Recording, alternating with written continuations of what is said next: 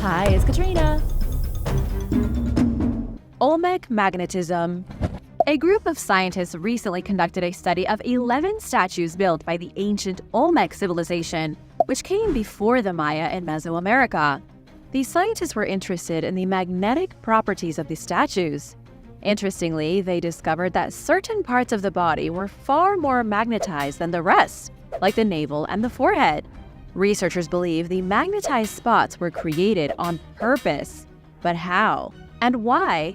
Historical records show that ancient people had knowledge of magnetism as early as the 6th century BC. Greek philosopher Thales of Miletus discussed magnetic properties in his work, but the Olmec statues seem to suggest that on the other side of the world, cultures already knew how to utilize magnetism. The Olmec appeared in the Americas prior to 1000 BC. They thrived along the east coast of Mexico, but not much of their society remains today. Despite this, though, archaeologists have found artifacts here and there, especially with magnetic properties. For example, they discovered a polished bar that was made 3,000 years ago, which they believe could have been part of a magnetic compass. If proven, that would predate the first compasses made in China by over 1,000 years. Researchers have also found magnetic anomalies in the snout of animal sculptures, as well as on the surface of large stone head statues found in Mexico. There is a carved stone turtle head at the site of Izapa that's magnetic, and one of its magnetic poles is in its snout. In the coastal plains of Guatemala, a similar statue was found of a jaguar with the magnetic poles located in each of its raised paws. It's important to note that most of this research was completed by respected institutes such as Harvard and Yale, and scientists released their findings in the Journal of Archaeological Science. In the journal, researchers confirmed that all these statues possess extreme magnetic anomalies. But why was magnetism incorporated into the construction of these statues? The Olmec obviously had tools that they could use to magnetize things and make use of magnetic fields. Why in the world they did that, however, is a complete mystery that scientists haven't been able to figure out. I want to give a big shout out to Rafael Figueroa and Trish Hamlet. Thanks so much for watching and supporting Origins Explained. If you are new here, be sure to subscribe and join the family. The Kaimanawa Wall. In New Zealand, there is a stone structure known as the Kaimanawa Wall, and it's located in the Kaimanawa Forest near Lake Taupo. The wall is either an amazing piece of ancient engineering or an unprecedented geological phenomenon. It's interesting because when looking at the wall, your first thought is that it's made from solid square blocks. Today, though, there are only a few of them left. There is even a giant tree growing out of the top of the blocks.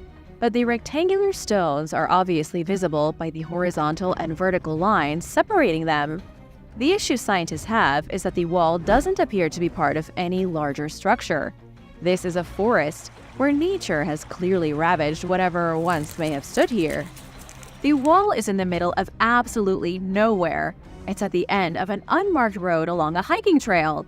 The stone is covered in green moss with a few feet of soil on top. It also looks as though a much larger part of the wall could be buried several feet underground. Some have suggested that whatever the wall was part of, either a city's fortification or a more important building, is hidden underground. People have dug down a little bit, and the blocks do appear to extend downward, but there have been no excavations to dig up the structure. These stones are perfectly smooth and fit together with expert precision. And if it's natural, it's one incredible trick of nature. The stone wall is reminiscent of the ahu, which are stone platforms on Easter Island. And it looks like nothing else in New Zealand. It doesn't seem to be an example of Maori architecture, so scientists believe that the wall is a natural phenomenon. They say the blocks are normal features that appeared when the rock cooled and fractured 330,000 years ago. However, this could be a lazy explanation. For fissures to appear in such a uniform way, forming a perfectly symmetrical stone wall, it feels like a wild coincidence. But then again, if the wall was crafted by human hands, who in the world was responsible? And how did they do it? Medieval medicine.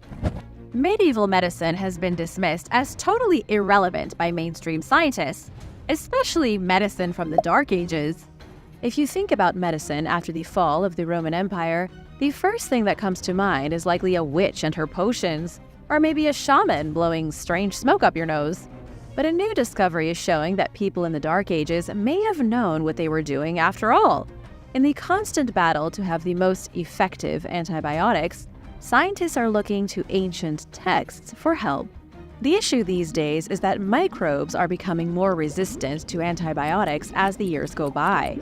Some things that used to be curable with antibiotics are starting to be untreatable today. So scientists need new antibiotics all the time. One estimate says 700,000 people die globally each year from infections caused by microbes that have grown resistant to modern drugs. And what's even more shocking is that scientists have estimated that 10 million people a year could die from these same infections by 2050. But that's only if new antibiotics aren't found. You may be wondering, what does all this have to do with medieval witch doctors?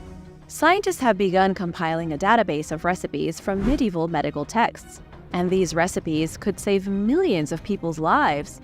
In 2015, researchers published a study on a recipe found in a 1,000-year-old English medical text called Bald's Leech Book, and a certain recipe inside the book gained the attention of researchers.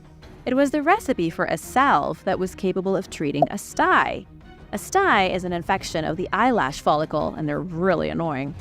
The bacterium that causes styes is currently resistant to many antibiotics on the market, but when the scientists recreated the recipe from 1,000 years ago, they found that it worked better than modern medicine. It's not the first time this has happened, and it likely won't be the last. Scientists have very little understanding of the natural medicines used by medieval folk. There are hundreds of books and thousands of recipes, all using natural ingredients, many of which were used for thousands of years. Scientists are only now starting to realize how useful the medicine of the Dark Ages and beyond could be in the modern world. So it looks like those witch doctors really knew what they were doing after all. Well, most of the time at least. What do you think? Let me know in the comments below. Maya alien contact. A cluster of strange artifacts was supposedly discovered at the ancient Mayan city of Calakmul in Mexico 80 years ago. But oddly enough, the discovery hasn't been publicized ever. And in full disclosure, it might not even be real. The discovery of the artifacts was supposedly covered up by the Mexican government. They've allegedly been kept secret because the artifacts are blatant proof of extraterrestrial contact on Earth. But now, images have leaked showing the unusual Maya discs found in the abandoned city. The National Institute of Anthropology and History were supposedly the ones who revealed the images of the relics. The objects tell the tale of contact between Maya humans and an exotic species from the stars. There are stone discs with pictures of flying saucers on them. Not just things that look like flying saucers, but extremely detailed alien ships. The images show various planets and other celestial objects, and there are even carvings of astronauts piloting their own ships, seen inside the bubble domes of flying vehicles. The problem is that there are no official records of these artifacts. You can't go to the museum and look at them. Allegedly, though, there are also codices that have been kept by the Mexican government in underground vaults for decades. These are likely things the Spanish were unable to destroy as they tried to erase Maya heritage from the Americas. At least that's what researcher Augusto Garcia Rosado says. There's also a growing rumor that hidden underneath the vines and trees of the jungle in Mexico are landing platforms that have been abandoned for 3,000 years. Do you think any of these artifacts are real, or is this just made up? Let us know your thoughts in the comments below, and while you're at it, be sure to subscribe. The steam-powered water pump. Professor Theodosius Tassios from the National Technical College claims ancient Greek engineers were about a decade away from inventing steam power, specifically the steam-powered pump. Theodosius says that if the Greeks had pulled it off, the Industrial Revolution may have happened centuries earlier. But the Greeks never figured it out, and it wasn't until 1776 that Scottish engineer James Watt developed the first steam-powered pump. Imagine if the Greeks had started the Industrial Revolution 2,000 years ago. The world would be an entirely different place today. The professor said that by the time of the Ptolemy dynasty, all the pieces were in place. The Ptolemy dynasty started 2,300 years ago, after the death of Alexander the Great. At that time, they already had belts, turbines, pipes, and gears. They had every piece of the puzzle to harness wind and hydrodynamic energy through mechanized pumps. The ancient Greeks had even started working towards steam propulsion. They had all the components right in front of them, but never figured out how to put them together properly. Professor Tassio says they were nearly there, only about 10 years away from changing history forever, as the steam pump would have almost certainly led directly to the engine. So why didn't it happen? That's a question the professor has no answer for. The Greeks were making huge scientific advancements in Alexandria. The Antikythera mechanism is an excellent example, often called the first computer in the world. But even during the days of Homer in the 8th century BC, there was talk of robots and autonomous ships. It could be that the technology was buried by those in power, or more realistically, it was a string of endless wars that prevented the revolution. Then, unfortunately, years of Roman expansion took away from the scientific endeavors of the Greeks. Natural gas and evil spirits. Natural gas was discovered seeping out of natural fissures in the earth thousands and thousands of years ago. In China, natural gas was something of an intrigue starting around 600 BC. Chinese workers learned how to channel natural gas to fuel their fires and boil their water. And 2,600 years ago, the Chinese were already extracting natural gas from deep in the earth and bending it to their will. But how did they do it? Apparently, they used bamboo pipelines. Records show that Chinese communities used bamboo to suck natural gas out of the ground and transport it across vast distances. The natural gas was then used to fuel never-ending fires. It was also used to boil brine and create table salt. Then, around 347 AD, the first oil wells in China were created. Even without modern drilling techniques, they learned how to use iron drill bits and bamboo piping to extract oil and gas from the ground. Their wells might not have been deep, but they were still insanely impressive. And it's estimated that they broke into natural gas caverns at least 790 feet beneath the earth. The Chinese weren't the only ones who understood the significance of natural gas. It was used by the ancient Greeks to send young women they called oracles into fits of delirium. Then, high on the fumes, they dished out prophecies. Eternal fires burned in places like Azerbaijan and Iran, likely created by lightning striking a natural petroleum seep. This would have created a fire that burned seemingly without fuel. And this was likely what gave birth to the fire-worshipping religions of the ancient Persians. In China, they didn't fully understand what they were dealing with for a long time. People who worked with natural gas often got sick, which led to people assuming the gas was full of evil spirits. But evil spirits or not, the natural gas was used on an industrial scale during the Song dynasty to evaporate brine. This, in turn, led to widespread use of salt and a flourishing salt trade across all of China. The whole development of natural gas as a tool is mind-boggling, and most people don't realize how early the Chinese were using nothing but bamboo to extract the gases. Viking warriors from the future. About 170 Viking swords, known as ulfberts, have been found by archaeologists over the years, and each one is shrouded in mystery because scientists don't understand how the swords were made. Each of these Viking blades was crafted out of metal so pure that it's in the wrong place on the timeline.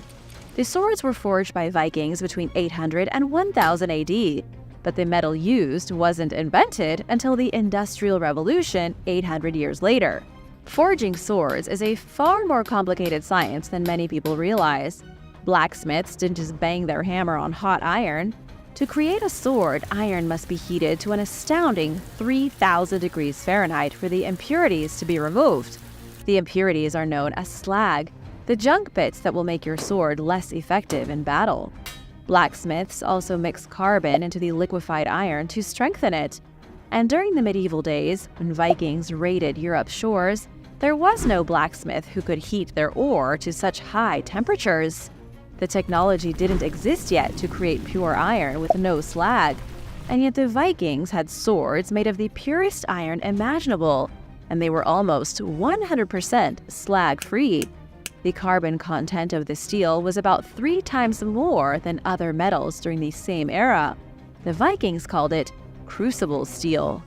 One of the only living humans capable of crafting a sword of the same quality is blacksmith Richard Furr of Wisconsin. Speaking to National Geographic, Richard said crafting an Ulfberht sword is the most complicated thing he knows how to do. So how did the Vikings do it? Scientists don't know exactly how the Vikings pulled it off.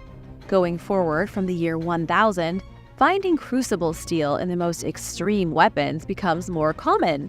The Vikings figured out some ingenious way to create unprecedented temperatures in their forges, and they learned how to add carbon during the process. The ancient Inca supercomputer. The quipu was the ancient computer used by the Inca civilization 500 years ago. These devices go under many names, and they're sometimes called talking knots. Even though the Inca used them, the history of the quipu goes back 2,600 years. They were used for storing data and communicating information by cultures all across the Andean world, and apparently they used them for thousands of years without having any issues.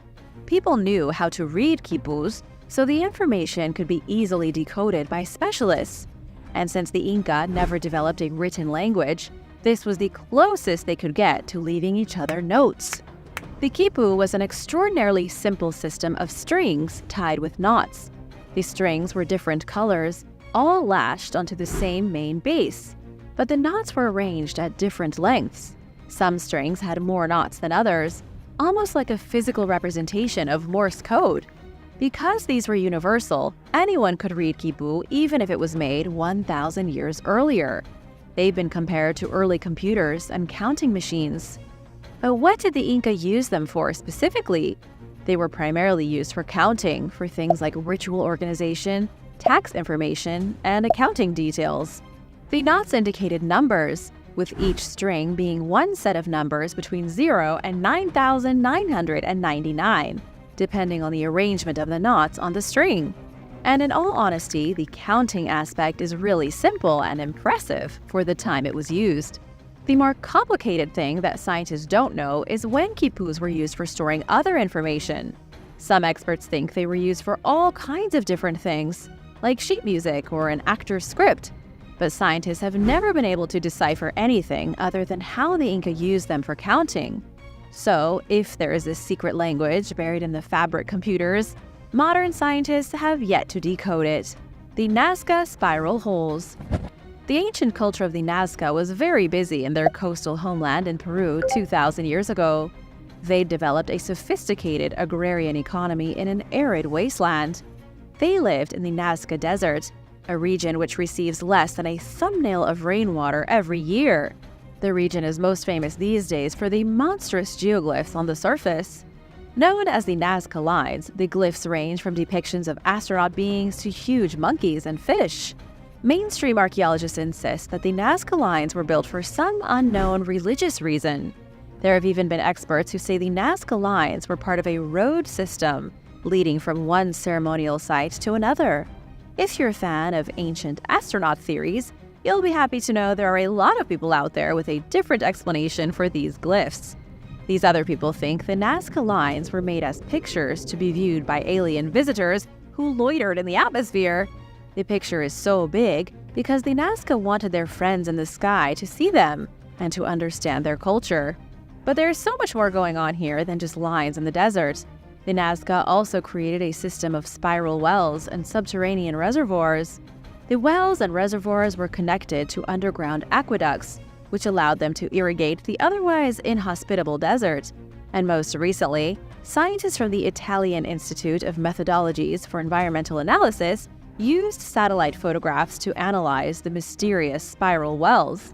The scientists found that the Nazca created their own complex hydraulic system to extract liquid from underground aquifers. This was all being done in the same area where the Nazca Lines are located.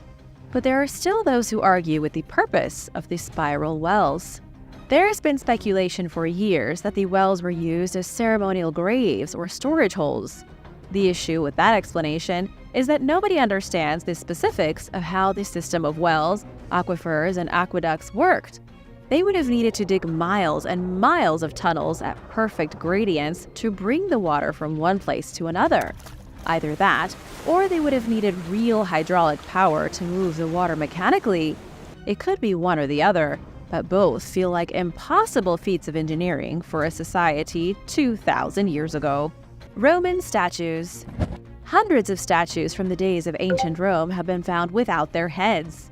For a very long time, everyone safely assumed that the Roman statues were headless because of the ravages of time. As the centuries went by, the heads slowly but surely fell off their bodies.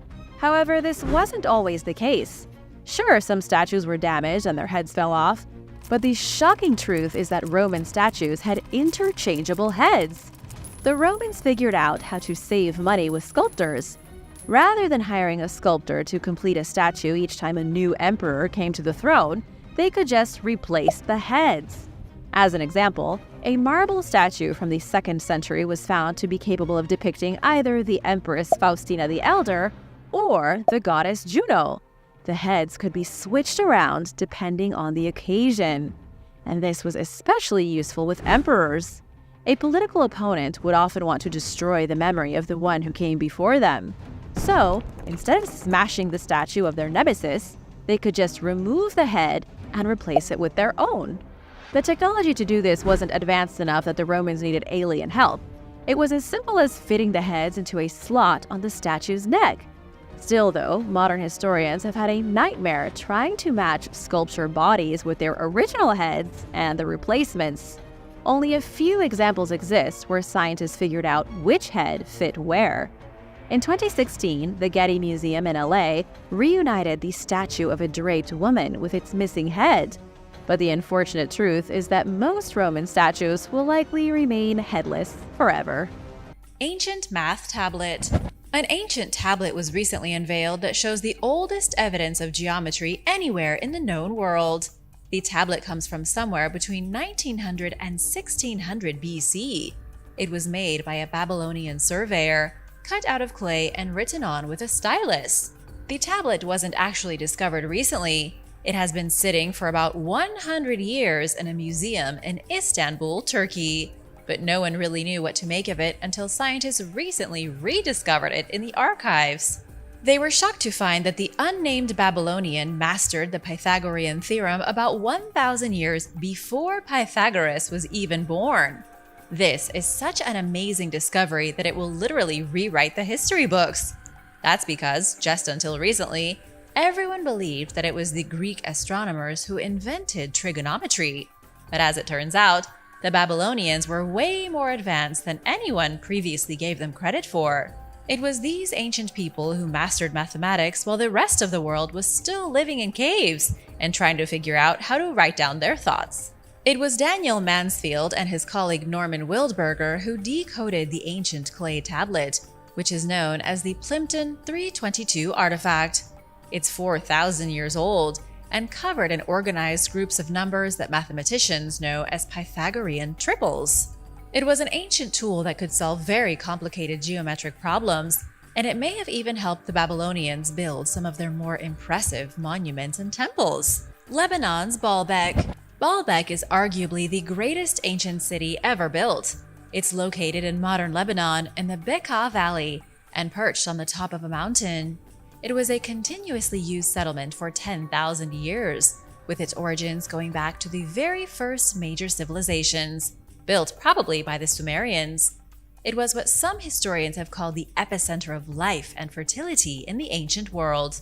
The name of the city is made from two words. The first, Baal, was the lord of the gods worshipped by the Sumerians and Babylonians. Baal was actually the precursor for gods you may know as Zeus and Jupiter. The second word is Nebek, which means sources.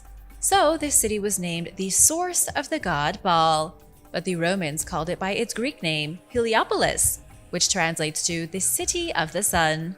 What's even more incredible is the fact that Baalbek is still occupied today. Its current population is about 80,000. This city has a history that goes all the way back to the beginning of modern man. It was occupied probably in the year 10,000 BC as a Neolithic settlement, and as the settlement grew and the people evolved, they continued to build until they had a city worthy of their gods. The most spectacular part of the ancient city was a temple dedicated to Baal at its center. The blocks used to build the temple weigh up to 10 times more than the individual blocks that comprise the Great Pyramid of Giza. These stones had to be lifted into place, and scientists still haven't figured out how the ancients did it. These stones were brought up a hill, which means they couldn't have used carts, pulleys, or levers. It's almost as if they built the temple by magic. How do you think ancient civilizations moved such heavy stones? Let me know your ideas in the comments. Handbags of the gods. The ancient Sumerians, Assyrians, and Babylonians may have been in contact with supernatural figures known as the Anunnaki. In fact, they may have gotten closer to the gods than any civilizations that came after them. Let's start with the Assyrians, who etched figures of gods into stone. These gods were often depicted as having wings and holding mysterious bags, almost like modern handbags. It looks as if they are carrying little pieces of luggage. The exact same gods have been found depicted in stone carvings all across ancient Mesopotamia, with the Babylonians and the Sumerians. Some believe these gods were in fact visitors from another planet, which is how these ancient civilizations managed to prosper in the way that they did. The handbags they all seem to be carrying could represent some kind of cosmic knowledge that they brought down from the heavens to share with the primitive people of Earth. There is another possible explanation. These items have also been referred to as the cone and bucket, and refer to the two items that are frequently held in the hands of winged genies depicted in the art of Mesopotamia. Many believe that they may have been used as part of a blessing ritual. The Anunnaki were worshipped as gods way before the Egyptians ever worshipped Osiris and before the Greeks celebrated Zeus. These were the first winged gods and may have been the inspiration for the Christian angels that came later. As of now, archaeologists don't know the whole story behind the Anunnaki. It's clear that the ancient Mesopotamian societies worshipped strange cosmic gods, but whether they really did come from outer space to share their knowledge is up for debate. Sumerian spaceships. According to the Iraqi transport minister, the Sumerians launched spaceships from what is today Iraq 7,000 years ago. This was a hugely controversial speech that was given just recently at the inauguration of a new airport in Dakar. He said that the very first airport was built by the ancient Sumerians and claimed that they launched spaceships from it to explore other planets. Could there be some truth to this? The transport minister referred to the work done by the Russian professor Samuel Kramer, an expert on ancient Sumer, who detailed how they had an extremely advanced understanding of the cosmos beyond many cultures that came after them. The Sumerians were recording astronomical happenings around 3,500 BC. This was way before any other ancient civilizations took notice or recorded this kind of knowledge. They also were the first society to equate the planets with gods. For example, their main god was Marduk, whom they associated with Jupiter. Marduk was also the patron deity of Babylon before it became Babylonia. Unfortunately, Minister Kadem Finjan can't really be taken at his word. He claimed that the Sumerians had built their airport for their space launches at the exact same site where the new airport was opening. Quite a coincidence. He also claimed that all the angels in the world are ancient Sumerians, which is an interesting take on things. Babylonian calendar. The Babylonian calendar was quite similar to our modern calendar. It consisted of 12 lunar months, with each new month beginning with a fresh crescent moon. Every month began when the crescent moon was seen low on the western horizon at sunset. But the Babylonians weren't the first ones to use this kind of calendar.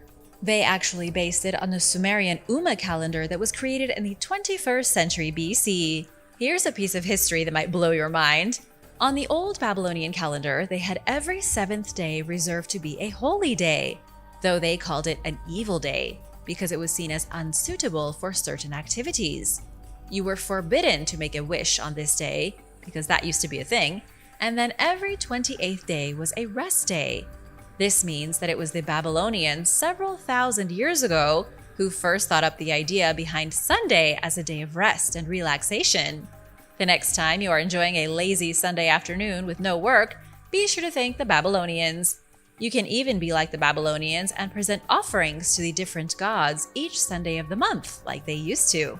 The difference between our modern calendars and Babylonians is that they didn't always have even weeks. They would have 3 7-day weeks, and if there were too many days at the end of the month, The final week could be as many as 8 or 9 days. Uruk. Uruk was one of the most critical cities in ancient Mesopotamia. It was founded by King Enmerkar probably around 4500 BC and located in Sumer, what is today modern Iraq. Uruk is famous for the great king Gilgamesh, who lusted after immortality. But this city is also famous because of how many firsts it had in the development of civilization. Uruk is considered the first real city ever built, even though it's not quite as old as Baalbek. It was the first city to develop a seal that could mark personal property and be used as a signature on documents. And it was the first city where a ziggurat, an ancient style of pyramid, was built. The first ziggurats came in the 3rd millennium BC, a stepped tower-like pyramid with a massive temple on the top for worshipping the gods. Many historians agree that it was the ziggurat in Uruk that probably inspired the Tower of Babel in the Bible. The city of Uruk was occupied for around 4,800 years. Nobody knows exactly why, but the great, arguably the greatest city of humankind at the time, was abandoned in the year 300 AD and forgotten until it was rediscovered in 1853 by archaeologists with the British Museum. The wheel. The ancient Sumerians were the ones who invented the wheel, but they didn't invent the wheel in the way that you're thinking. They didn't make the first wagon wheels for a chariot. Instead, they created the first ever pottery wheel, which did pave the way for wheels that would be used on vehicles. The concept of the wheel came about in 3500 BC for the very first time because the Sumerians were looking for a better way to create pottery. They came up with the potter's wheel, which at the time no other civilization had access to. It was a flat disc made of extremely hard clay that could be spun on an axis to allow a skilled professional to form jars and bowls from wet clay evenly. The wheel then evolved from this invention. They eventually realized that if they cut pieces of wood to resemble logs, which they knew could move heavy objects by rolling, and put something sturdy in the middle, they could move heavy things. Through a lot of trial and error, they eventually invented the very first axle out of wood. They then attached a sledge to their rolling wooden wheels to make the world's first cart, the first written language. The Sumerians didn't only invent the wheel, they also invented written language. At least they were one of the first cultures to figure out how to use a writing system. The cuneiform script was invented in Mesopotamia back in 3200 BC and is the only system of writing in the world that can be traced back to its origin. The first forms of writing weren't for stories or newspapers, but for recording and counting goods for trade. Merchants needed a way to keep track of their shipments, so they evolved from recording goods using clay tokens to pictography, then eventually to a fully fledged alphabet. But the Sumerians weren't the only ones developing an alphabet. China was also hard at work creating their very own writing system. The issue is that archaeologists don't know when that writing system first began. They can pin down cuneiform script to the exact century, making it by default the oldest. Archaeologists can actually trace the evolution of this language through nearly 8,000 years of history. From between 8,000 to 3,500 BC, Sumerians used tokens instead of writing. From 3,500 to 3000 BC, they used phonetic signs. Then, from 3000 to 1500 BC, they used an alphabet of about 24 letters, with each letter representing a single sound. The Hanging Gardens of Babylon. If there were a single great creation by the Babylonians, it would be the Hanging Gardens of Babylon. The gardens are considered to be one of the 7 wonders of the ancient world, though no trace of them exists today. The Gardens of Babylon were built by King Nebuchadnezzar II, often considered to be the greatest king in Babylonian history. He ruled between 605 and 562 BC. But there is a lot of debate and controversy surrounding the Hanging Gardens of Babylon. Some scholars don't believe they existed, while others don't even think they were built by the Babylonian Empire, but rather by the Assyrian Empire. The issue is that there is no archaeological proof of their existence, with experts having nothing to go on except for accounts written down by ancient historians. Another issue is that Babylon was controlled by both the Babylonians and the Assyrians, making a lot of the city's history a little confusing. But what exactly were the Hanging Gardens of Babylon? They were supposed to be the most splendid gardens anywhere in the world, almost like a temple pyramid, but bursting with garden life. There were stone terraces, huge trees, and flowers everywhere. It had a theater over 60 feet tall. Basically, it was the most impressive botanical garden ever made, if it was ever there at all. Ancient sailboats. In ancient Mesopotamia, a very smart person invented the sailboat. This was 5,000 years ago, and it was thanks to Mesopotamia's geography that the boat was invented. The ancient cultures who lived here, from the Sumerians to the Assyrians, were stuck between two very large rivers, the Euphrates and the Tigris. They needed a way to cross the water so that they could trade with each other. The first boats were simple and made out of wood. They could carry people downstream and then back up. But they needed boats that could actually navigate directly across the water. Inventors finally realized that they could use the wind to push what was essentially a large canoe. But they were still in the early development stages and didn't quite understand how to angle or direct the sails to capture the wind. Instead, they used a square of cloth, and the wind just kind of pushed them whichever way it wanted. These weren't the best sailboats, as they hardly had enough room for trade goods. Still, the early models of the sailboats helped the Mesopotamian civilization to turn into the mightiest empire on Earth, while their seafaring invention was eventually copied by every single society in the world. Inca skull surgeons. Apparently, the ancient Inca doctors of Peru had unparalleled medical knowledge, and scientists don't know where they got it from. All we know is that there were Inca skull surgeons able to treat head injuries with shocking precision. Archaeological evidence from Peru shows complex surgeries being undertaken over 1,000 years ago. In particular, the ancient surgeons performed a special operation called trepanation. Trepanation is still performed today, although it's done with more sophistication now than it was 1,000 years ago.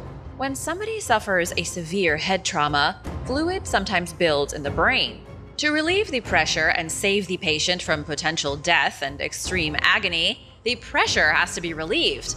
To do this, a hole is drilled in the skull. But it's not as easy as just drilling into somebody's head with an electric drill. It's extremely complex and dangerous, and is something only practiced by skilled surgeons.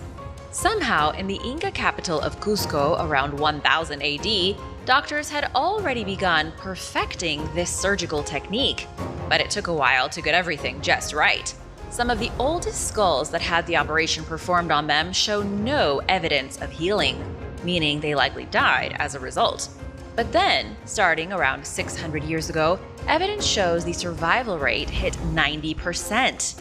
The Inca figured out how to prevent infection and how to properly perform what essentially was brain surgery. Valerie Andrushko from Southern Connecticut State University says the Inca developed a detailed knowledge of cranial anatomy and that they were skilled surgeons. But what kind of technology was available to them that they were able to perform surgeries? Operations were most likely assisted by medicinal plants used for anesthesia and antibiotics.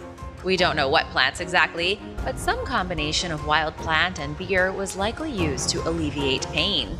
Then natural antiseptics were implemented to avoid infection following surgery. Pretty advanced, huh? Aeolic pile. The aeolic pile, also known as the hero's engine, was a radial steam turbine created by an Egyptian mathematician named the Hero of Alexandria. He lived in the 1st century AD and is credited with a lot of wacky inventions, including the world's first coin-operated vending machine. Here's how the steam engine worked. It consisted of a mounted hollow sphere with 2 tubes fixed to its center, pointed in opposite directions. This sphere was designed to rotate on its axis. When the spherical vessel became pressurized with steam, steam gas would shoot out of its nozzles and cause it to spin. It's the same idea as a rocket being propelled using Newton's laws of motion.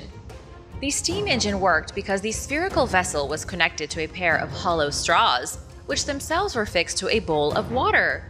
A fire was lit underneath the water, and as the water boiled, steam was fed through the tubes into the sphere. This would have been an extremely impressive display for people living 2,000 years ago.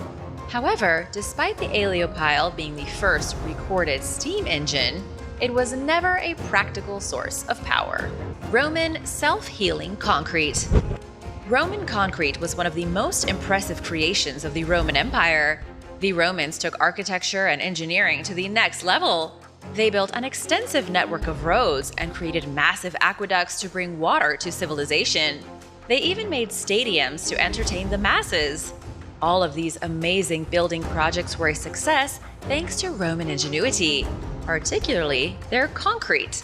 The Romans used such strong concrete that it has lasted over 2,000 years in many places. To understand what made it so special, researchers from the Massachusetts Institute of Technology recently conducted a new study. They analyzed samples of Roman concrete in an attempt to identify all the ingredients they used. What the scientists learned was that Romans made incredibly strong mortar using hydrated lime and volcanic ash. But the volcanic ash they added to the concrete was very specific, found only after volcanic eruptions near the city of Pozzuoli. This meant the volcanic ash needed to make the best concrete in the world wasn't exactly limitless. But there was something else the Romans did that made their concrete able to repair itself. Researchers identified a substance known as quicklime, made from heating chunks of hardened limestone. Adding quicklime allowed Roman concrete to heal when cracked.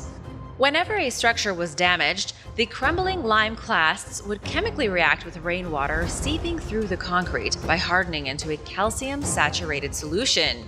It would work to fill small cracks in the concrete, making slightly damaged structures even stronger. The stone marvels of Hampi. During the 14th century, Hampi was the capital of the mighty Vijayanagara Empire. Persian and European travelers wrote that Hampi was a wealthy city bustling with life, filled with temples, and rich in international trade markets. By the year 1500, Hampi was the second largest medieval city in the world, following Beijing. Researchers say it was probably the richest city in India at that time. Yet today, the whole place is ruined. The capital was conquered by the Muslim sultanates in 1565, who pillaged and destroyed everything they could. And even after all that, there's still over 1,600 surviving remains spread over 16 square miles, which is almost unprecedented for a medieval city. One of the most impressive features of Hampi is its stone doors. The royal enclosure, which once housed the royal family, was guarded by huge swinging doors. Each door was intricately carved, sculpted from a solid boulder. The doors also had bolt and pivot shafts, like some modern doors have today. The pivot doors were much more complicated to make than ordinary hinge doors. They stood on huge pivots that swiveled inside holes, allowing the gates to easily be opened. It might seem simple, but it was a brilliant use of engineering skills 500 years ago. In the end, the impressive doors didn't help much when the city was overrun and destroyed. The Nimrud lens. The 3,000-year-old Nimrud lens is an ancient piece of rock crystal that was found at the Assyrian palace of Nimrud in 1850. And for over a century, historians and scientists have been fighting over its intended use. Some say it's nothing but a random object found in the debris of an ancient city, while other experts say it was used as the lens of a telescope. If true, the mysterious artifact may have been part of the first telescope ever made. It would also explain why the Assyrians had such uncanny knowledge of astronomy. But let's first discuss the specifics of the lens. It's made from natural rock crystal, and it's slightly oval in shape, formed by human hands. It has a focal point of about 4.33 inches, with a focal length of 4.72 inches. These dimensions make it roughly the same as an average magnifying glass. However, if combined with another lens of similar values, it would achieve significant magnification. If there were two lenses like this paired in a telescope, they would give a shockingly detailed view of cosmic objects. The only issue is that scientists can't agree on this. The British Museum admits the rock crystal was carefully ground and polished, and that it has optical properties. However, individual scientists are at odds. Some say it was used to start fires by concentrating sunlight. Others, like Italian scientist Giovanni Pettinato from the University of Rome, say it was definitely part of a telescope. Giovanni proposed that the Assyrians used the Nimrud lens to gaze at the planets of the Milky Way. What do you think the lens was really used for? Let me know in the comments. It's shoutout time! I want to give a big thank you to Karina Monge and A.S. Quinn for supporting this channel. Be sure to subscribe if you haven't already for more videos about advanced ancient technology. The Syracusia. The Syracusia is believed to have been the largest transport ship of antiquity. It was such a huge vessel that it couldn't even fit in the port of Sicily after it was built in 240 BC. According to legends, the Syracusia was designed and constructed by famous architect Archimedes. He was a great mathematician, physicist, and inventor, and he was even an astronomer. So it's no surprise that Archimedes would be so bold as to design the largest ship ever made. Based on a description from ancient historian Moschion of Phaselis, the boat could carry almost 2,000 passengers and 1,800 tons of cargo. It could also hold a catapult and 200 soldiers for defense. However, the ship only sailed once. It made a brief voyage from Syracuse to Alexandria, where Ptolemy III, pharaoh of Egypt, received it as a personal gift. What happened to the ship next is unknown. Most historians agree it was way too big to be of any use, and so it likely fell into disrepair while sitting in the harbor of Alexandria. But the technology used in its creation is still impressive. In an effort to prevent the hull from being covered in microorganisms like algae and plants, it was allegedly coated with horsehair and pitch. Researchers believe this impressive ship is the first true example of anti-fouling technology, which basically means that it used stuff to keep the outside of the ship as clean as possible. So things like slime, barnacles, and other creatures that love to grow under boats don't slow it down or eat it away. Now, if you have a boat, you can just buy anti-fouling paint. But 2,300 years ago, not so much. The wishing well. In the Bavarian town of Germering, archaeologists found the remains of a Bronze Age well filled with mysterious ritual deposits. It's about 16 feet deep, and the wooden walls near its bottom were still found to be damp from the accumulation of groundwater. Inside the well, archaeologists discovered pieces of jewelry and ceramic vessels, as well as the remains of other objects that were likely thrown into the well on purpose. The experts are saying this could be the oldest example of a wishing well ever found at 3,000 years old. Just like how people throw coins into wells and fountains today hoping for a bit of luck, so too did ancient people living in northern Germany. The well's first and foremost function was likely to supply water to the residents of the small settlement. But at some point, people began using the well to make wishes. The items found at the bottom of the well were extremely expensive, artifacts that might have been considered luxury items in 1800 BC, such as clay vessels and jewelry. Many of them seem to have been carefully lowered into the water, not simply tossed in. This suggests a great deal of care was made when giving offerings to the well.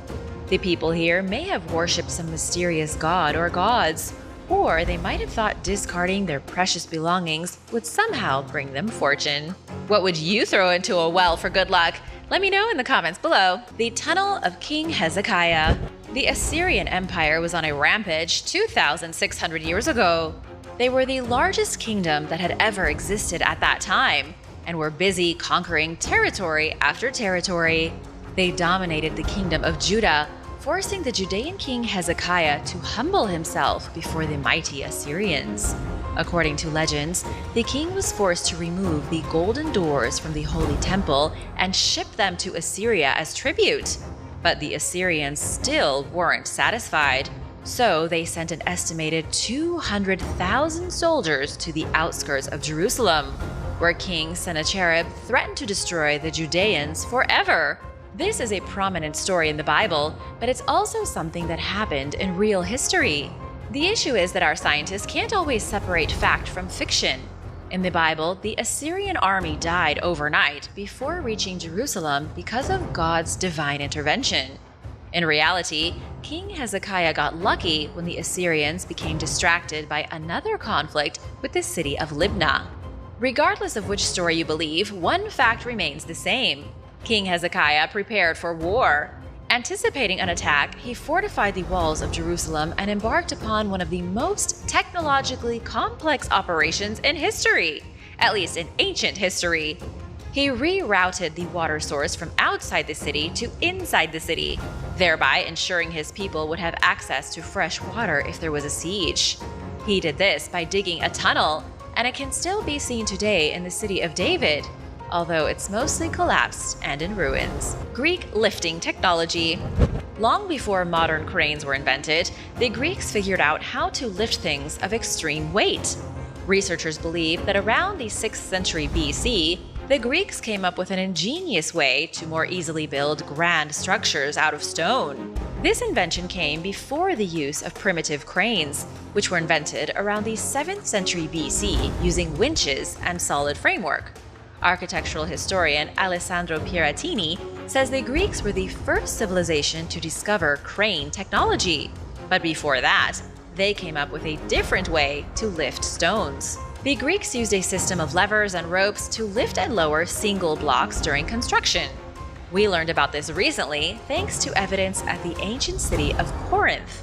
Between 700 BC and 650 BC, massive blocks weighing over 800 pounds were used to construct temples here. These blocks had weird twin grooves along their bottoms, which were likely carved so they could be lifted by a special machine that would then move them into place. It was done with a simple system of ropes and rollers. The grooves made the stones easy to lift, and even easier to roll into place next to other stones. The ropes could then be extracted from beneath the blocks without needing to lift anything because of these ingenious grooves. The Manahune Ditch. In the town of Waimea, Kauai, there is a small ditch on the side of a road that almost looks like nothing. And yet, this small, seemingly unimportant ditch holds an ancient secret. The waterway was engineered by an ancient civilization in such a way that modern archaeologists are still puzzled by it. The ditch used to be part of an aqueduct. When British navigator George Vancouver visited the site in 1793, he said the aqueduct was over 20 feet tall and that the top of it was used as a walkway. In 1924, modern construction in Hawaii obliterated almost all of the ancient structure. This is a shame because now that researchers are interested, it's almost all gone. All that remains is the Manahune Ditch, which likely predates the 14th century migration of Tahitians to the island. Then again, the ditch may be a lot older than that. Some experts say it could have been built by settlers who arrived on the island in the 13th century. Others say it's thousands of years older, built by the mysterious Manahune. The Manahune are said to be a group of tiny men and women who occupied the Hawaiian Islands centuries before foreigners arrived. They were exceptionally short, kind of like mythical dwarves, but they were also skilled engineers. Some believe the ditch is all that remains of an extremely complex aqueduct system that likely supplied the Manahune cities, all of which are now destroyed, with fresh water. The people of Sahul. There was once a primitive human civilization in the southern hemisphere 75,000 years ago. As you may already know, humans evolved into the beings we are today about 300,000 years ago, spreading from Africa into Europe and then gradually migrating across the entire world. And while civilization may not have been particularly advanced back then, people did still live in small societies. Researchers now believe they have identified the first humans to move across the ancient supercontinent of Sahul 75 to 50,000 years ago. Sahul was an enormous landmass composed of Australia, Tasmania, New Guinea, and the Aru Islands. It wasn't as big as Pangaea, but was certainly a lot larger than modern-day Australia. Researchers believe it took the first humans who arrived in this part of the world about 10,000 years to explore the continent. So, they put together detailed maps and charts showing where they believe migration routes would have occurred. If humans arrived in the northern part of the island, they wouldn't have reached the southern tip, which is now the island of Tasmania, for at least 9,000 years. Researchers haven't found any real physical evidence of the ancient migration routes, What they go off of is all based on computer models. In fact, scientists still don't know how humans even found their way to the supercontinent so long ago. They would have needed boats, meaning that prehistoric humans likely had access to small ships. Whatever the case, the people of Sahul would eventually become the ancient ancestors of modern indigenous Australians. It's shout-out time! I want to give a big thank you to Knight and Salty 82nd Veteran for watching and supporting this channel. If you are new here, be sure to subscribe and join the family. The Tanah Toraja. The land of Toraja in southern Sulawesi, Indonesia, is home to the ancient Toraja culture. They are one of the most ancient cultures in the world that still has a strong and stable population. There are over 1 million of these people living in the region of Tanah Toraja, and while some of them have been converted to Christianity or Islam, there are still some who hold strong to the ancient beliefs. They are the ones who still practice a type of animist religion called Aluk Todolo, or Way of the Ancestors. It's difficult to say how long these people have been living in Indonesia. The Dutch established a trading route in the region in the 17th century, and then, for 200 years, they ignored the mountains in Sulawesi where the Torajans were living. Access to the area was difficult, and there was clearly nothing to be gained from agriculture, so the whole society was left alone. Nobody even knew they existed as the Dutch busied themselves on the coastlines. It wouldn't be until the late 19th century that the Toraja were discovered and converted to Christianity. They'd been operating in autonomous villages, minding their own business, and living peacefully off the land for so long that none of them could remember their true origins. It's possible that they may have been part of this jungle for thousands of years, living as primitively as some tribes still do in the Amazon. But all that changed in the 1900s, and by the 1970s, they were a prime tourist destination. The Toraja were even studied like zoo animals by anthropologists, and by the 1990s, the Toraja were completely different people. These days, they still hold on to many of their ancestral values. Many worshippers of their true religion believe that their ancestors came down from heaven using a great staircase, sent into the world by the creator god Matua. They also hold strange funerary rites in which effigies of the deceased are put inside hollowed caves and made to look out at villages, and they even dress up their dead and change their clothes. This is because they believe the soul of the dead lingers around the village for a very long time, and so their body must be kept in good condition. The New World Jomon. The Jomon culture was a very mysterious and ancient civilization that lived in Japan. This was long before the warrior monks or the feudal battles of the medieval days. The Jomon lived between roughly 14,000 and 2,300 years ago. The Jomon period was a long stretch of time that saw primitive hunter-gatherers evolve into agriculturists. They basically went from the Stone Age to the age of farming. In 1998, the oldest pottery fragments in all of Japan were discovered at the ancient site of Odai Yamamoto I, and amazingly, they dated back to 14,500 BC. The Jomon were also exceptional because of their strange dogu figurines. These statues have been found all throughout Japan, and many of them are thousands of years old. The Jomon had a bizarre obsession with creating sculptures of figures that look an awful lot like aliens, with big eyes, space helmets, and exaggerated bodies. Many have suggested the Jomon had contact with extraterrestrials long before other cultures. But here's something else that's crazy about the Jomon. There is a theory that says Jomon fishermen traveled to South America about 5,000 years ago. They supposedly landed in Ecuador and then populated the area. If true, it would mean that Stone Age people from Japan were in fact the first visitors to the New World long before the Spanish ever arrived. The tool makers. Near Lake Victoria and Kenya, archaeologists have been busy excavating an ancient set of stone tools. These tools are likely the oldest that have ever been found on our planet. They predate the ancient seafarers of Sahul by a significant amount.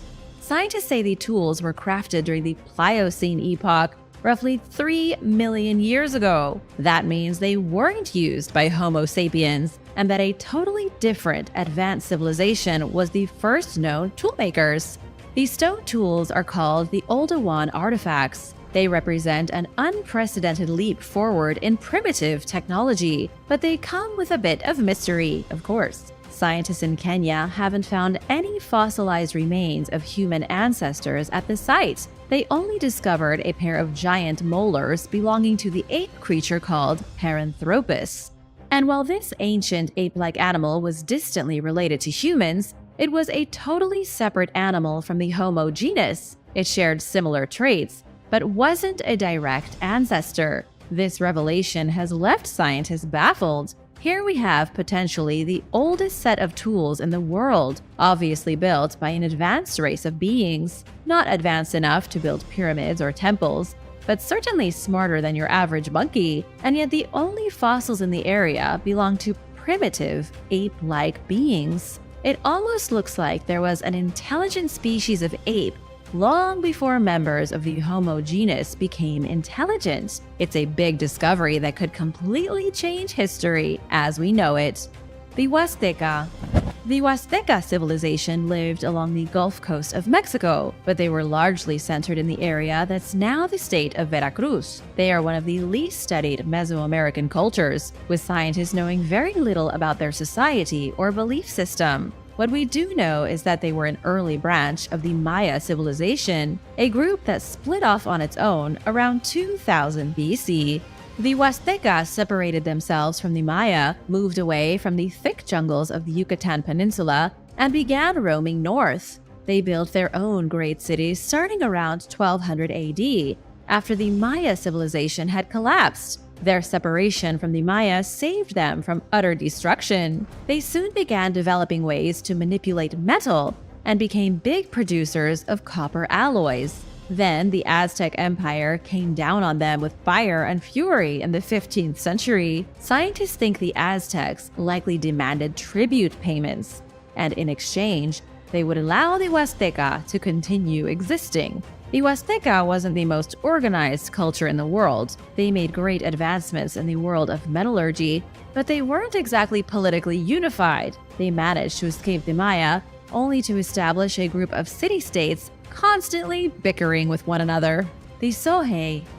The Sohe weren't exactly a civilization. They were more like an elite group of ancient warrior monks. They came into being during the early Middle Ages when Japan was largely occupied by Buddhists. And while Buddhism is usually thought of as a peaceful religion, that hasn't always been the case, especially in feudal Japan.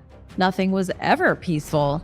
It wasn't so much that there were rival Buddhist sects, though. This wasn't like early Christianity, which had a dozen different belief systems that all hated each other. It was more politically charged, with different schools of Buddhism backed by certain political organizations. Sometimes, it was just as simple as one temple disagreeing with the views of another temple, and so their monks had to fight each other. It all started in 970 AD, when a disagreement broke out between the monks of the Enryaku-ji shrine and the Yasaka shrine in Kyoto. The Yasaka shrine became the first to establish its own army of standing warrior monks.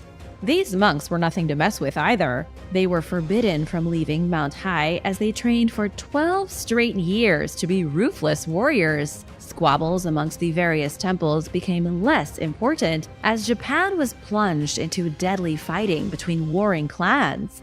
Even with mighty armies of samurai, many of the most powerful clans in feudal Japan tried desperately to employ the services of the Sohei warrior monks. They wouldn't fall out of favor until 1571. That was when the first unifier of Japan, Oba Nobunaga, destroyed the monks of Mount Hai to keep them from rebelling against him, massacring about 20,000 people in the process. Minoan star paths. The ancient Minoan culture may have used the stars to create celestial star paths, which they used to navigate the Mediterranean Sea 3,000 years ago. The Minoan civilization appeared around 2600 BC on Greece's island of Crete. They were rediscovered in the 19th century by British archaeologist Arthur Evans. The Minoans are now known for their impressive architecture. They built huge palaces, subterranean labyrinths, and they sailed the Mediterranean Sea with ease. But when Alessandro Berio recently examined some of their ruined palaces, he was shocked to find that they were oriented along navigational directions. Alessandro looked at the huge central courts of the old palaces of the Minoan kings, and amazingly, he discovered that they were perfectly aligned with the rising and setting of main navigational stars. But what does this have to do with celestial star paths? Alessandro believes the alignment of the palaces could show just how important constellations were to the ancient Minoan sailors. It seems clear the Minoans had an advanced understanding of the stars. It could be that they used specific paths taken by the stars as routes to their foreign commercial hubs. In other words, they made maps based entirely on the way the stars moved at night. This would have made it extremely easy to sail from one place to another, assuming it wasn't too cloudy. The Hittite Empire.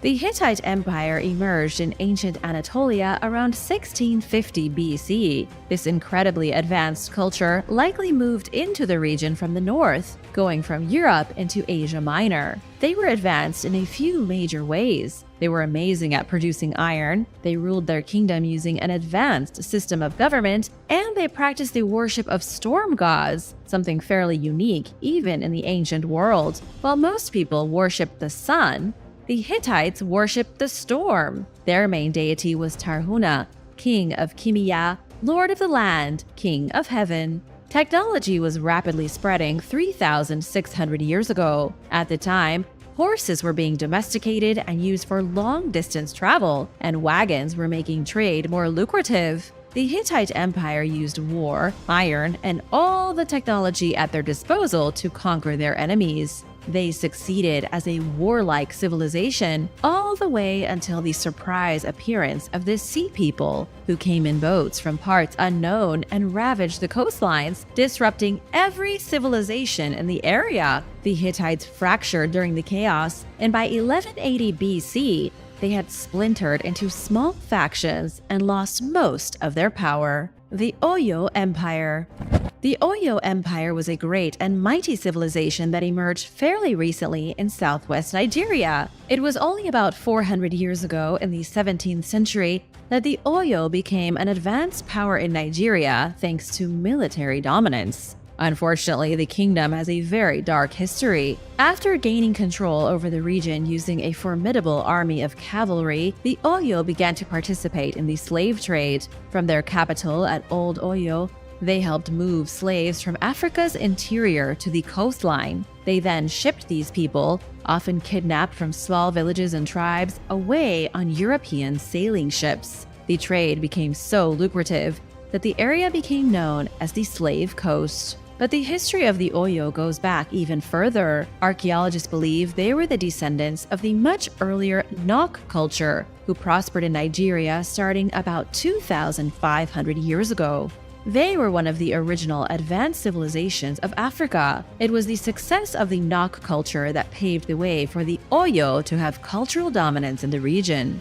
By the 18th century, roughly half the slaves that were exported from Africa came from an area controlled by the Oyo Empire, with help from the Kingdom of Dahomey. But Islam was sweeping through the region, and it wouldn't be long before it spread into Oyo, ultimately destroying the empire. These days, the region is ruled by small chieftains, almost as if they have gone back in time. The Sodales Augustales. In ancient Rome, the Sodales Augustales were an order of priests whose responsibility was to maintain the cult of Augustus. They were established in 14 AD by Emperor Tiberius as a way to give the ruler even more power. They were essentially part of a religious organization that wasn't dedicated to the worship of a deity, but to the human ruler of the Roman Empire. Prominent citizens would be picked from councils to act as ambassadors and reinforce the emperor's status as a divine being. Ancient Rome was a very strange place. They may have been one of the most advanced civilizations of their day, but they had too many religions. Rome was also a hotbed of religious cult activity. Yes, people worshipped the traditional Roman gods like Jupiter and Mars, but they also worshipped Greek gods like Apollo and Dionysus. Then there were the mystery cults, underground religions so secretive we don't even know what they were about. It's no surprise that when it came to keeping power, Romans turned to cult activity. The Sodales Augustales, with the most important members of the community at its forefront, acted as support for the emperor. They did this by holding regular ceremonies in honor of the emperor, even completing sacrifices in his name. They played a massive role in promoting the emperor as someone the people should look up to. By performing similar rituals in the name of the emperor as they did in the name of their gods, the Sodales Augustales were able to elevate whoever happened to be sitting on the throne. But this only lasted so long. As the Roman Empire began to weaken, and it became obvious the emperors were mostly corrupt men with too much power, the cult lost its relevance. Egyptian booby traps. We've all seen movies like Tomb Raider or Raiders of the Lost Ark, where ancient tombs and lost temples are riddled with booby traps. But did ancient cultures really put deadly traps in their tombs to snag potential looters? It may have been a more common practice than we realize. As recently as 2016, scientists examined the Great Pyramid of Giza for evidence of a gigantic trap. The Great Pyramid of Giza was built as a monument and tomb for King Khufu, who ruled between 2589 and 2566 BC. The pyramid has been picked apart and combed over for centuries by countless scientists. We know that the Egyptians went through extreme lengths to protect the body of Khufu and his treasure. For example, the builders created grooves in the small room outside the chamber where the king's body was to be placed. These grooves were so that humongous granite slabs could easily be dropped down, sealing access to the chamber. Multiple granite blocks were slid using this system into passageways to cut off all access to the inner sanctum. Some have theorized the Egyptians came up with similar mechanics to create a crushing trap. The idea would be that if a group of clever grave robbers managed to get past the outer defenses, they would trigger a booby trap. Then, a giant block of granite would be released from overhead, and it would slide down on its rails to crush them. We don't have any proof of it, but it isn't impossible. As for all those giant granite blocks designed to protect the chamber of King Khufu, they didn't work. This was a real series of intricate defenses to ward off thieves, but the thieves proved smarter. They got past the granite blocks and robbed the king's chamber, leaving nothing for archaeologists to find thousands of years later. It's kind of a miracle we're finding anything at all these days. Sea battles in the Colosseum. The Roman Colosseum was an architectural wonder, and many believe it should be one of the 7 wonders of the ancient world. It was an impressive construction, a massive amphitheater built between 72 and 80 AD. The history of its construction is extremely dark, since the Colosseum was built by the hands of Jewish slaves. It measures a whopping 150 feet in height and is nearly 600 feet long. It is by far the biggest amphitheater in the world, even today, although obviously modern sports arenas are far larger. The Colosseum could seat about 50,000 people. All kinds of spectacles went on here, from gladiator fights to reenactments of historical battles. But the Colosseum wasn't just a big piece of stone and concrete, it was also a piece of engineering genius. The arena had 36 trap doors used for special effects during shows. There were underground passages and cages that could hold wild animals or angry gladiators. It was also one of the first major government-funded projects. Emperors paid out of their own pockets to organize events in the Colosseum, and entry was free for any Roman citizen who wanted to watch. On hot days, the Colosseum would be equipped with a special awning to keep the spectators from having a heat stroke. By far, the most impressive feat involving the Colosseum was when they filled it with water and staged a mock sea battle. It happened once in 86 AD and was a tremendous show, but a nightmare for whoever organized it. Engineers had to figure out how to fill most of the Colosseum with water without it leaking. They had to get a variety of ships inside the arena, and then they had to deal with the public. We're still not exactly sure how the Romans pulled this off. Some have suggested there was a rainstorm that helped flood the Colosseum, but then most of the combatants in the mock battle died because they drowned. If that's not the case, experts don't know how Roman engineers managed to do it. Big shout out to Jeremy Smiley and Pumiria. Thanks so much for watching and supporting Origins Explained. If you are new here, be sure to subscribe and join the family. Paper armor. According to some ancient Chinese records, paper armor was once extremely popular. In fact, some wealthy soldiers in ancient China preferred to wear paper armor over steel or iron plate armor. Could it be that sheets of paper offered more protection than heavy layers of metal? The art of papermaking started in China about 2,000 years ago in the Eastern Han period. There has been a lot of debate over who exactly invented paper, but one of the prime candidates is a eunuch named Kai Lun. There were older examples of primitive paper, but our modern sheets of paper can be traced all the way back to Kai Lun.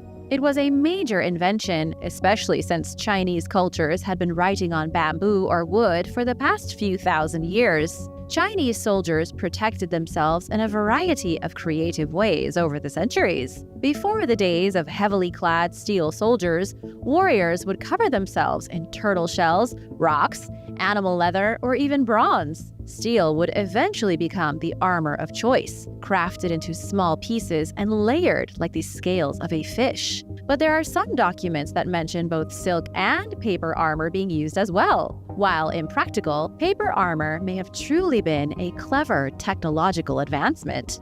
Paper armor is mentioned in documents from the Tang dynasty between 618 and 907 AD. A man by the name of Shang Suiding invented paper armor for civilians to keep themselves protected during times of strife. Governor He Dong even used the designs to outfit 1,000 civilian soldiers in full suits of paper armor. It was made from folded sheets mixed with silk and cloth. Descriptions from the Qing dynasty say Korean paper was the best because of its toughness. The paper would be folded and sewn into cotton pouches. Then all the individual pieces were sewn onto a cotton backing. It was very effective against arrows and musket balls, but paper has a tough time stopping rifle bullets. In case you're doubting the genius of these ancient Chinese inventors, don't forget that episode of Mythbusters when they confirmed paper armor does work. Mythbusters proved through testing that when it comes to swords and arrows, paper armor is just as protective as steel armor, if not more. Water purification. In the ancient city of Tikal, located in the thick tropical forests of Guatemala, scientists recently found a water treatment center. It was built over 2,000 years ago by clever Maya engineers and is currently the oldest known system of its kind in the Western Hemisphere. To give you an idea of just how advanced of an invention this was, we use water treatment centers today so that we have drinkable tap water. Without a system to purify our water, a single sip from the tap could make you deathly ill. The Maya figured out how to use their own filtration system with a cleaning mineral long before the first sewage system was developed in Europe. The Tikal system filtered out harmful organisms and prevented people from drinking toxic chemicals. At its peak, Tikal was home to roughly 60,000 people. It was a massive metropolis with over 3,000 structures identified by archaeologists. This city may be in a wild jungle now, but it was once the forefront of Maya civilization. Scientists were curious about the water reservoirs in the city, which were used between 2,200 and 1,100 years ago. They collected sediment cores from the bottoms of the drinking reservoirs and were shocked to detect zeolite during mineral analysis. Zeolite is a mineral known for its cleansing properties. It can remove contaminants like bad microorganisms and toxic metals from water. This stuff is so useful that it's still used in modern purification systems today. The Maya likely got their zeolite from mineral deposits about 19 miles from the city. Scientists from the University of Cincinnati say they then brought the zeolite back to Tikal and treated their reservoirs with it. Because their main source of drinking water was precipitation, the Maya needed a way to keep their reservoirs fresh for long periods of time. All their water came from the rain, and a particularly heavy rainfall could supply drinking water for the next year. But water in a giant reservoir goes foul fairly easily, so they wisely implemented zeolite to keep it fresh. The flying carpet. Most scientists, archaeologists, and historians would agree that all stories of flying carpets are myths, but there may have existed real evidence that flying carpets were pieces of functional technology in our ancient past. Legend has it that in the 1300s, French explorer Henry Bach found the remains of scrolls in some ruins at Alamut in Iran near the Caspian Sea. And an ancient Jewish scholar by the name of Isaac ben Sharira had documented a flying carpet device. The scholar described the device as working using special magnetic properties and a secret dye infused with a very rare earth metal. Special metal and advanced magnetic abilities allowed the flying carpet to keep itself propelled above the earth and could follow magnetic ley lines or be pushed by the wind. We don't have any evidence of these supposed texts today, only legends and speculation. The same scholar who wrote of the flying carpets claimed that there was a stockpile of them at the Library of Alexandria in ancient Egypt. This would have been over 2,000 years ago. The carpets were handed out to visitors who could use them to peruse the long aisles of papyrus manuscripts. It was said the library had over 40,000 scrolls of sacred knowledge, and that visitors preferred to read while floating on their carpets rather than sitting on boring chairs. Nothing remains of the Library of Alexandria today. A new library exists in Alexandria, but the original texts are long gone. There has also been no evidence of flying carpets. The carpets were supposedly burned along with the thousands of texts at the library. Do you think a magical flying carpet was a real thing in the ancient world? Let me know your thoughts in the comments. Underfloor heating. An ancient Roman villa in Germany had its very own modern heating system. It was built in the city of Cambodunum, built on the remains of a Celtic settlement. The original Celtic settlement was conquered and destroyed by Roman Emperor Nero Claudius Drusus Germanicus in 15 BC. Today, the foundations of Cambodunum are buried under Kempten, a modern town in Bavaria. It's believed to be the second oldest recorded city in Germany, even if it did fall out of favor around 120 AD. Whatever the case, it enjoyed at least 100 years of prosperity. Archaeologists have identified elite Roman residences, public temples, luxurious bathhouses, and social forums. The most recent discovery takes luxury to a whole new level. Inside the ruins of a lost Roman villa were frescoed walls, a thermal bath, not unlike a hot tub, and sophisticated underfloor heating. The same system used to heat the bath was used to heat the floor. It was a hypocaust system, state-of-the-art thermal technology. Hot air was circulated through pipes underneath the flooring. There were also pipes built into the walls that pumped hot air into a cavity beneath the floor. All this hot air created a superheated bubble beneath the floor, making it toasty for whoever walked on it with their bare feet. The same system was used to heat baths, both public baths and those in private homes. This wasn't a one-of-a-kind thing. Sophisticated hypocaust systems were all the rage in the ancient world. They have been found in North Korea dating back 7,000 years.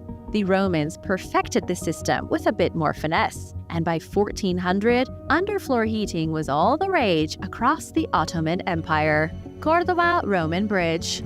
The Cordova Roman Bridge was built in the 1st century BC. It is an extraordinary piece of architecture spanning the Guadalquivir River, a true piece of technological genius just outside one of Spain's most beautiful cities. In fact, the bridge is so picturesque, it was featured in Season 5 of HBO's Game of Thrones as the Long Bridge of Atlantis. Not many ancient Roman bridges can say they've been on one of the biggest TV shows in history. In 1140 AD, over 1,100 years after the bridge was built, Arab geographer Muhammad al-Idrisi described it as surpassing all other bridges in beauty and simplicity. It wasn't just made to cross the river, it was made as an object of beauty. It was designed for performance and for its looks. The Cordova Roman Bridge has 16 arches supported by beautifully designed buttresses, with a total length of 810 feet. At the southern end is the 12th century Kalahora Tower, designed specifically to protect the bridge. At the other end is the Gate of the Bridge, yet another defensive outpost built 300 years after the tower in the late 1500s. The bridge that currently stands may not have been the original. Archaeologists say the original was likely made from wood in the 1st century BC, then later replaced with stone, so that lasted longer.